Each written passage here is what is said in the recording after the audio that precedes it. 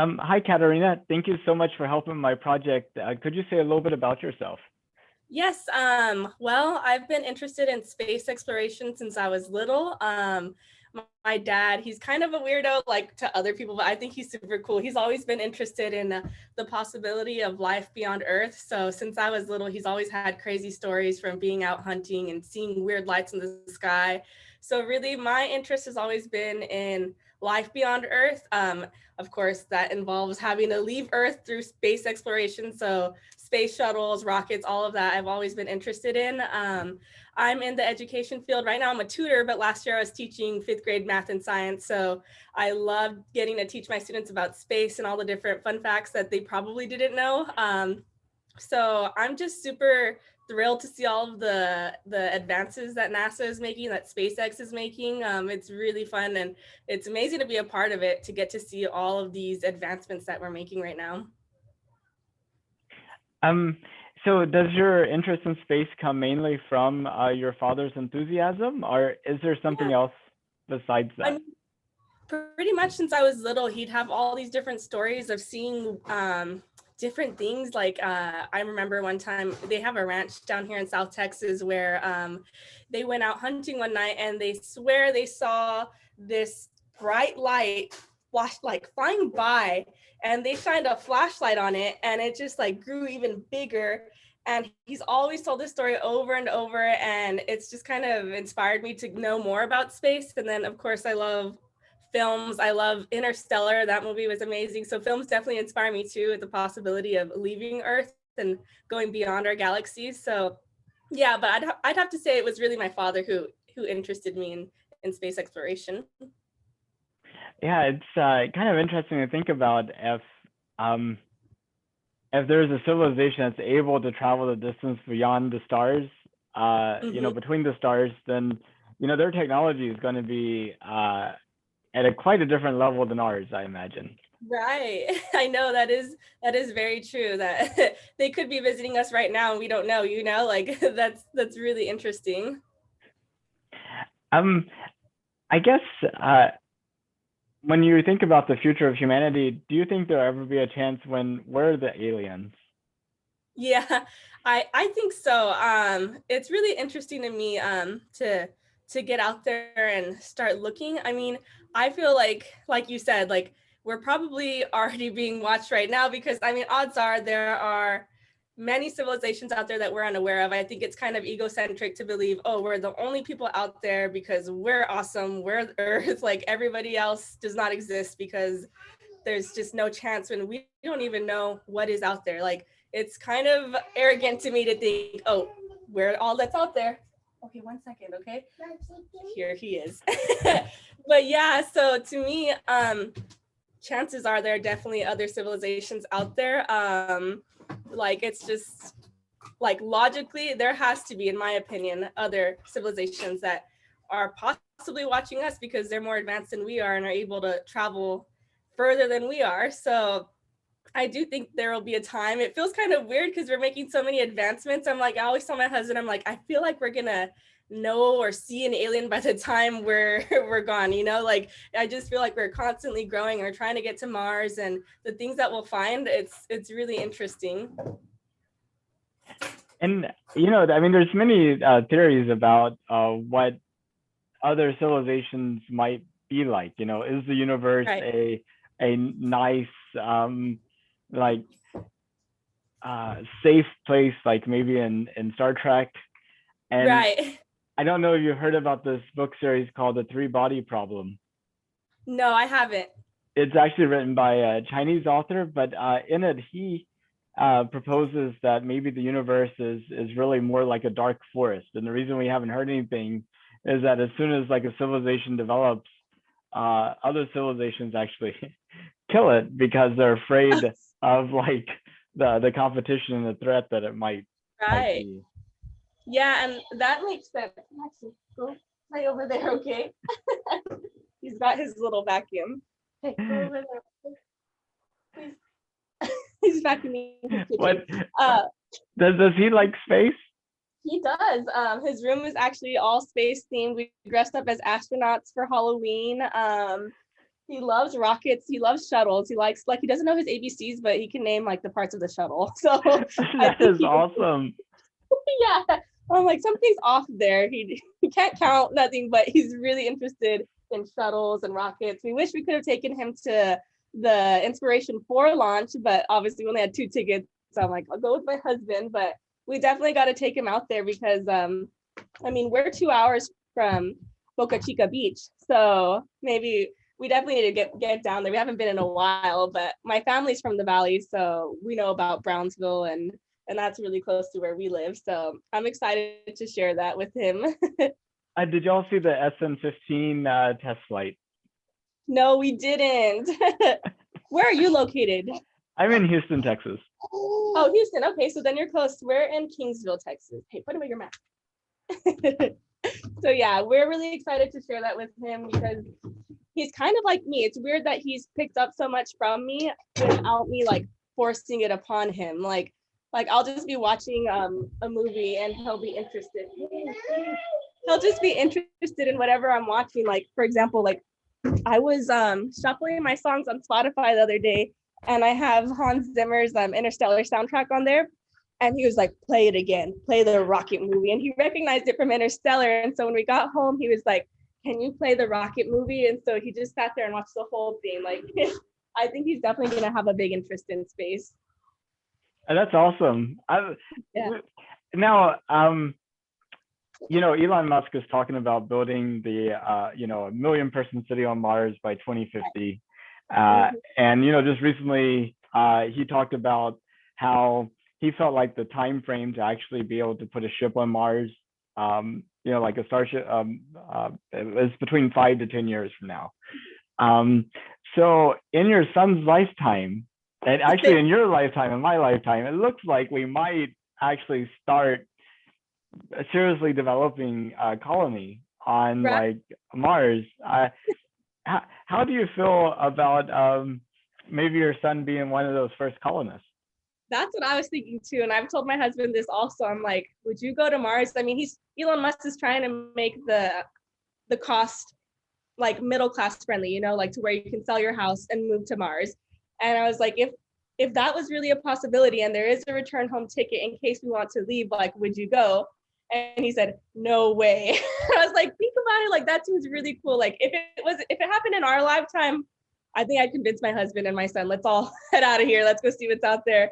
But if my son ended up wanting to go and let's say I'd already passed on, I think that would be really amazing to be one of those first civilizations on Mars. I'd be really proud of him if he took that big step. That would be incredible. But yeah, I mean, if it happens in our lifetime, I think I might try convincing my husband because I mean, when else will you ever have that chance, especially if he does manage to make it affordable for an average family like ours, Yeah, I mean, it'd be like being a first settler here in the Americas type of thing. Yes, exactly. Yeah, and I imagine they're gonna have like a big dome, right? And they're planning on because the atmosphere is mainly carbon dioxide, correct? And so they'll be able to convert that to oxygen and possibly just create farms in their dome and all sorts of things. So, I mean, I'm just excited for that possibility. I would go, but I have to think about my family. And then I'm also thinking like, okay, it's not like moving to another country where you hop on a flight, come back for the holidays and visit. You can't exactly come home and visit. That would probably be a little lonely, but to be able to do that, especially when I'm older, like at the end of my lifespan, maybe I would. So ship me out there, I'd do it. Well, it's kind of funny if you look at transportation. Once you've like established the need to send things and people between 2 points, right? Then you start having competition and more investment and innovation, and we get better at it. Yeah, that is true. You never know. Maybe they'll have flights from Mars back to Earth. Who knows how long that would take? Forever. But just to not feel as isolated would definitely help, people transition and know that they can come back if they need to for a certain price, probably an expensive price in the beginning, but I think that would help. It may actually be cheap to come back because, Elon was saying on his latest interview with Lex Friedman that, they need to get the ships back to Earth. So obviously Now they may be coming back mainly empty, so there might Right. be plenty of That's room. true. That is true. It'll be killing two birds with one stone. You can bring back people, come back to pick up more payloads, send them back. Like that might work. So that would be helpful. Now, I mean, the FAA is in the middle of doing their programmatic environmental assessment to determine if they should authorize, Starship launches from Boca Chica. Right. And that's supposed to be done by the end of December, but now it's the end of February. Um, I, and you're excited about it, but not everybody in Southeast Texas, well, it's not Southeast Texas, I guess it's South Texas, Yeah. is excited about SpaceX and Brownsville. And I was just wondering if you've come in contact with people who aren't excited about it. I mean, personally, I haven't come in contact with people from Brownsville who are upset, but of course, I've read the articles. Like, they're upset with the noise, they're upset with, I don't know, all the infrastructure out there. And I'm thinking, like, oh my goodness, like, it's just some noise and some huge like infrastructures. Like, it's for a greater purpose. Like, if you're upset with the noise, like, you got to think bigger than yourself, like I mean, I can understand, like, your home is there and this is where you grew up, but I mean, to me, it's important that we look beyond ourselves and see what else we can advance just by allowing people to come in and make these big changes. For me, I mean, being from the Valley, I'm excited that they chose Brownsville as a location for Starbase. Like, that, it feels like an honor, to be so close to something that could have been placed somewhere else. So to me, it's a huge honor. And I mean, there's people that are upset about it, but then there's a lot of people that are excited about it. You see all the murals in Brownsville. We were in McAllen the other weekend, and there's a big van driving around with Elon Musk's face on it. It's just so funny. Like, I think there's a lot of pride in it, but of course, there's always going to be people who are upset about it and how it affects them and whatnot, which I understand to a certain point. But I think it's important that we look at the bigger picture here and how the Valley can be such a big part of history. I think it's really incredible. I mean, who would have ever thought that Brownsville would be like the gateway to the solar system? I know, it's crazy. Like, it's just wild because, the Valley, we're always like in competition. Like, I'm from West, so they're like, well, Brownsville or Donna, all the little cities are like always fighting at each other. But like, I think it's kind of united us all. Like, okay, we're all a part of the Valley. Like, this is our thing, and it's really amazing. It's kind of brought together a sense of community instead of competition, like the Valley has typically had. Now, there's some people that are concerned about the wildlife that SpaceX's Starship base has. I mean, how do you think about that? That's true. I mean, the wildlife is obviously very important. But I mean, I know that South Padre Island, they have a lot of conservations and efforts to help wildlife like turtles and all sorts of different animals. They have a lot of rescue efforts over there. So I'm sure that they're equipped to handle, I guess, reef sheltering animals that might be displaced. I know that the Valley is very compassionate, especially towards its animals. So I think that there's efforts that will definitely help that. And coming back to the moon, when did you find out that we were planning to send people back to the moon? Let's see. That was probably like a year ago or so, hearing about that, the Artemis missions. And that's really exciting to me because, like, my dad, like, he's really interested in aliens, but he's very skeptical. Like, it's interesting how skeptical he is, like, about other things. Hey, be careful. Hey, I'm sorry. Where are you trying to take No me? trouble. So, like, there you go. You're okay. Hold on. Let me put myself on mute for a second. Sure thing.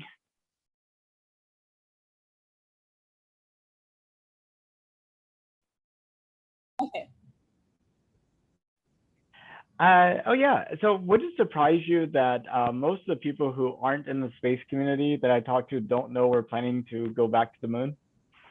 Yeah, I think so. I mean, it's really different now because a lot of people don't have cable. So not a lot of people are watching the news. We all have Hulu, Netflix, Amazon Prime. We got all of those different streaming, I guess, abilities, but now really we rely a lot on Facebook and Twitter for our news. And if you're not really a part of the space community, I think you can easily miss that. You know, you're just gonna see your local news and local stories, and if you're not on Facebook one day, you miss it, you know? So it's not the same as it was when we were growing up, like, you know, with the newspapers and watching the news at 6 a.m. getting ready for school. Like, you don't hear the stories as much. Like, you kind of have to look for it.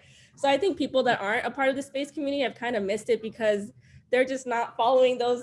They're not following NASA, or they're not following astronauts on Twitter or things like that. So I think it is possible because we're just so jaded with social media and technology that we're not really realizing what's happening, like outside, you know, what's happening around us. You know, we're just looking through feeds and social media, different social media apps. So I guess I'm not super surprised, but it is unfortunate because that's really amazing. Like, because like I was saying, my dad, he loves the thought of extraterrestrials and things like that, but he is skeptical, like, by nature. So like he talks about the moon landings and he's always saying, like, why haven't we gone back? Like, he's kind of one of those that kind of is like wishy-washy, like, I just don't believe that we went to the moon and we haven't made any huge advancements since then.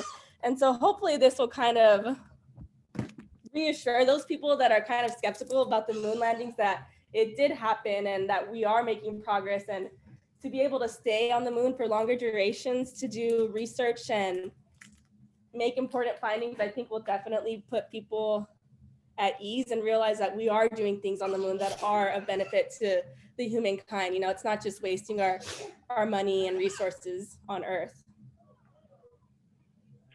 Yeah, no, definitely. I've actually talked to 3 people so far as part of this project that don't believe we made it to the moon. Oh, wow. and and one of those 3 was actually even a self-proclaimed flat earther. So.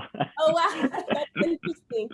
I mean, it's crazy because I mean it is quite interesting. You know, we were able to live stream the moon landing in '69. Like, how incredible is that? You know, so I mean, I can see how people might be a little skeptical, but like, I mean, we are making advancements, you know, and when you're in a competition, like, competition is the biggest driving force. You know, we will get it done, you know. So I think it does kind of make sense that people are a little bit skeptical, but I mean, obviously people are really upset about wasting funds to go to the moon and this and that. Well, I mean, eventually we got to the moon, so we just stopped going because we won, you know. So but now going back to do further research is obviously another important tier of the research.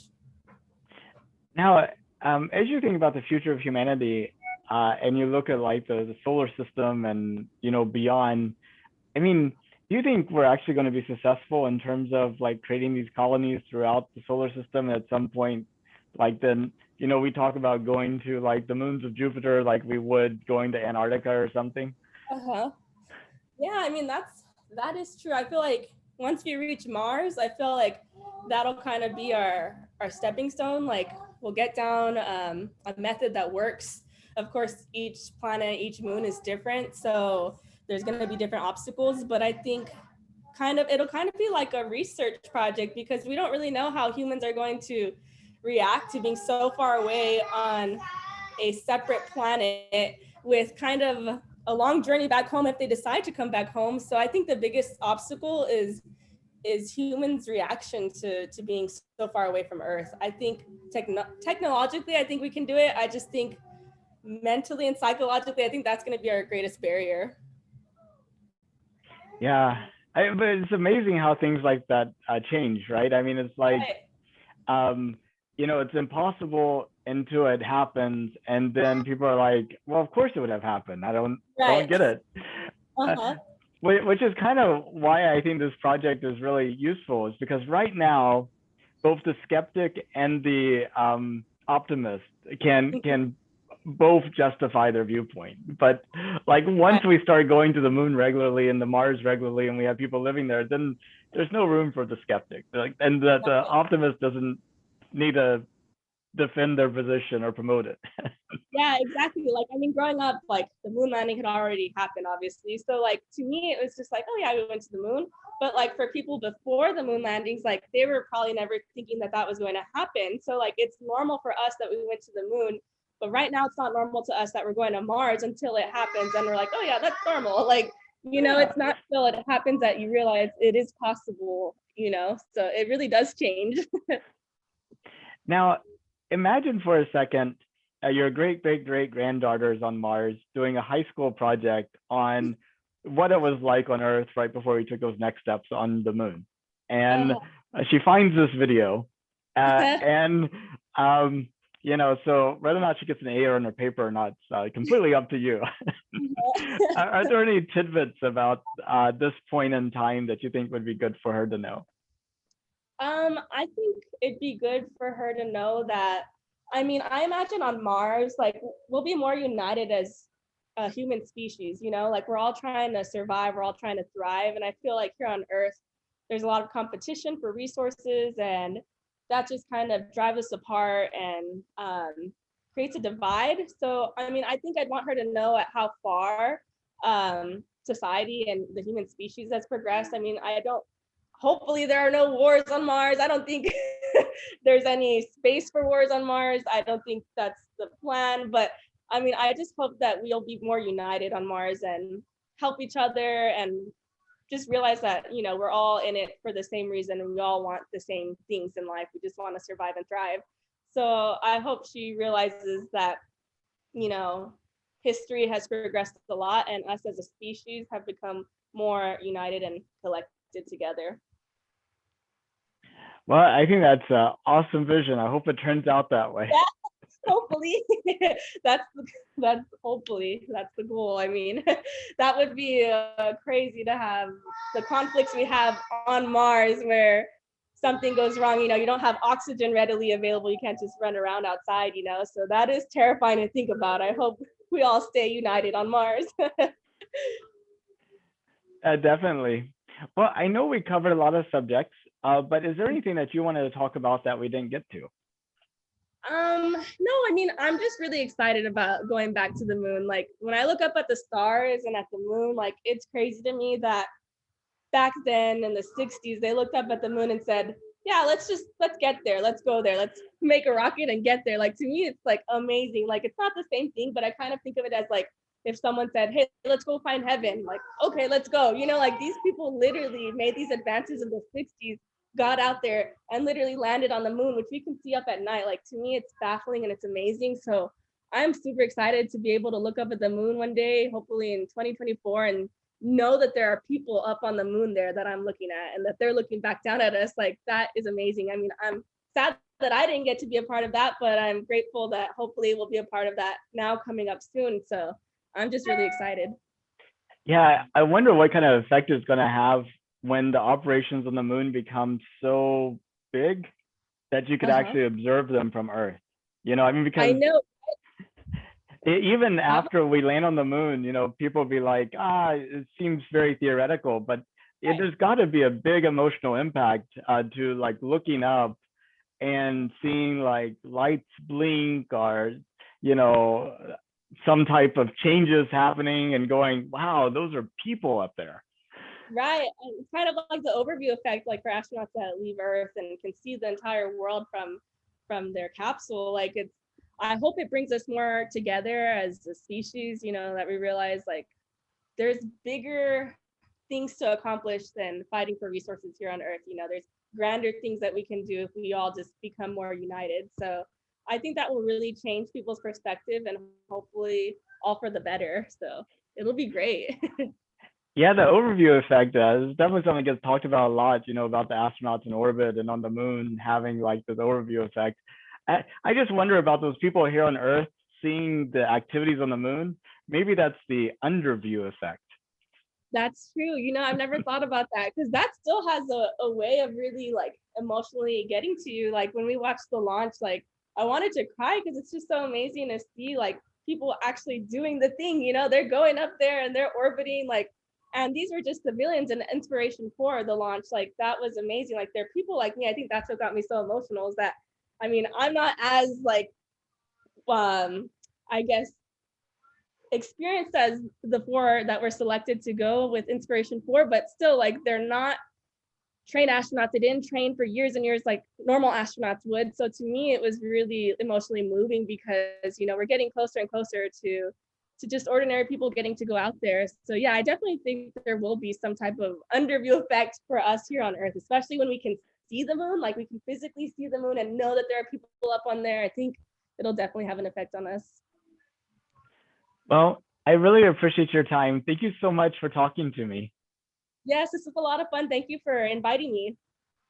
Well, I hope you have a good rest of your day, and hopefully we'll run cross paths in Brownsville, maybe for the first orbital or suborbital test flight of Starship. Yes, for sure. Yes, for sure. Being that you're so close. But thank you so much and have a happy new year.